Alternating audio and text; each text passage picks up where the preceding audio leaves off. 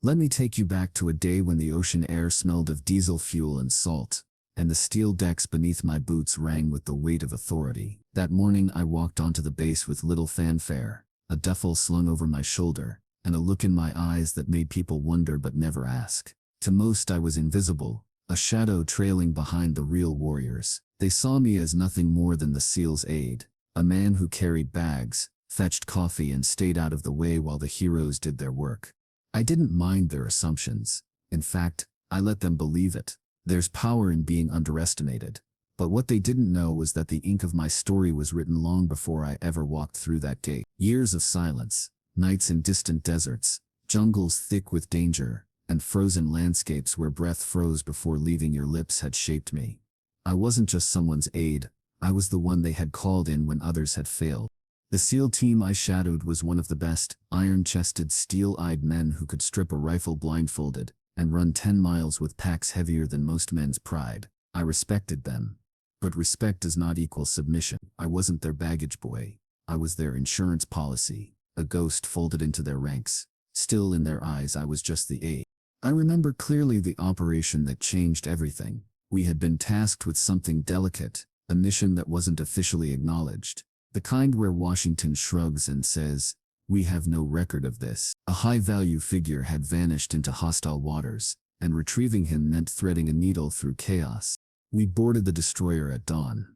The SEALs prepped gear, tightened straps, checked weapons. I sat quietly, my back against the bulkhead, sharpening a blade that didn't belong to any issued kit. They eyed me, some with smirks, others with that subtle disdain soldiers reserve for those they think haven't earned it. I could almost hear their thoughts. Why is he here? He doesn't look like us, doesn't act like us. When the mission unfolded, everything went sideways. Boats capsized, radios jammed, and the sea itself seemed to conspire against us. In that chaos, rank and titles blurred. The lieutenant leading the SEALs was down, unconscious from a shrapnel blast, then froze for half a second too long, the kind of hesitation that kills in war. That's when I stepped forward. I didn't ask permission. I didn't announce myself. I gave orders.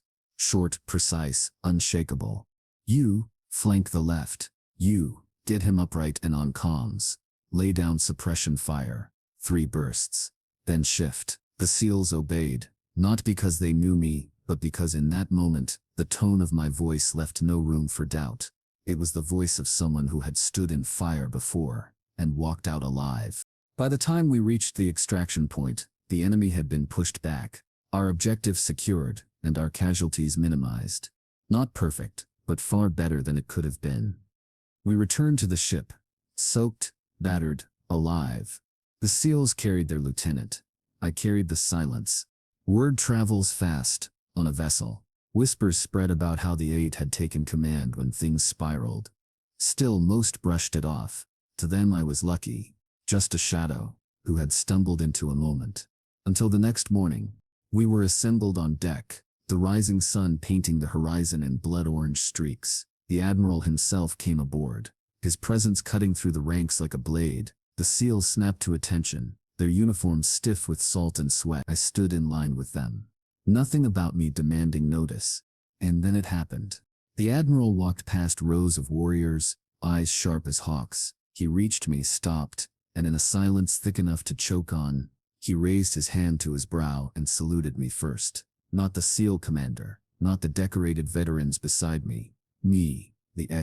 The men around me shifted, confusion rippling through their bones. Their eyes darted between us, trying to compute what they were seeing. Salutes aren't given lightly in the Navy. They are acknowledgments of respect, of rank, of deeds done that the world may never hear of. The Admiral held the salute, his voice carrying enough weight to silence the ocean itself. "Good to see you again," he said, just loud enough for those nearby to hear. "We still owe you for Caracas." Caracas, a word that meant nothing to the SEALs, but everything to me. A memory of smoke-filled streets, of a mission scrubbed from every archive but burned into my skin. It was proof, whispered in a single word, that my story stretched far beyond their understanding.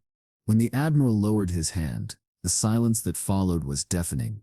The SEALs stared at me with new eyes, eyes that saw more than a shadow. They saw someone whose scars weren't just skin deep, whose presence wasn't ornamental but essential. I never explained myself to them. I never had to. Respect is not demanded. It is revealed. They never called me the aide again. And that, my friends, is why I tell you this story. Because sometimes the greatest power lies in letting the world underestimate you. Let them think you are invisible, a shadow, a footnote, because when the moment comes, and it always comes, you'll remind them that shadows are cast only by something brighter, stronger, and far more enduring. They thought I was just the SEAL's aide, until the Admiral saluted me first.